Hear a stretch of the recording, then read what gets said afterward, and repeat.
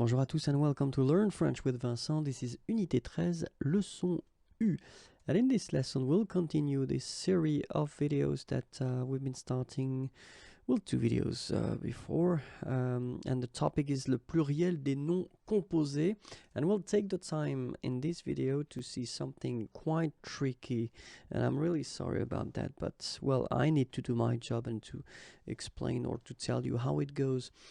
When you get this composed noun, and when this composed noun is composed by first a noun, or not first, but then a noun and the adjective grand, because in most of the cases this grand will be in the first place. Okay, it will be tricky. It will be tricky. Let's be honest. The thing is that we will need to divide this video and to see how it works for the masculine form and then the feminine form.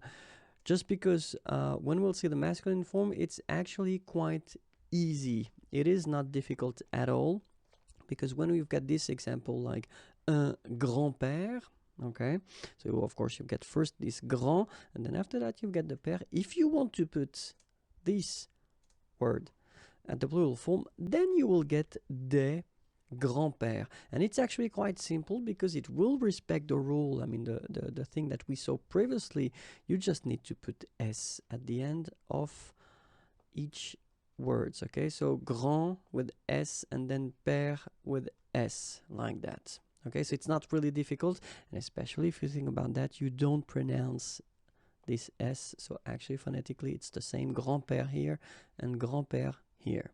Okay, so let's be honest. I mean, if it's for the masculine form, then it's not difficult, but if it's for the feminine form, and that's where it is a bit strange, but I mean, that's just a language, so we need to see how it goes. If you have at the singular form for the feminine this form here, so grand instead of grande, because normally it's an adjective and normally we should have a here, okay, but it does, I mean, it does happen that in some cases, like with this word, une grand-mère, then actually you don't have this at the end of the adjective. So if you have this form, so first the adjective grand at the feminine, but not really at the feminine because you don't have this okay, then that's when it will be tricky, because you will have, well, two options to put the plural form. The first one will be this one, so you just put this s and s at the end of the first and the second part. Okay, and it's also possible to see it like that, so only s at the end of the second word or the second part of this composed word. Okay, so des grands-mères. As I said, phonetically it's the same anyway, because it will be une grand-mère, des grands-mères, and then des grands-mères. Okay, so phonetically the same form, but you've got to keep in mind that, you know, this is how it should be written correctly. And in that case, keep in mind that the two options are correct. Okay, so that's the first part.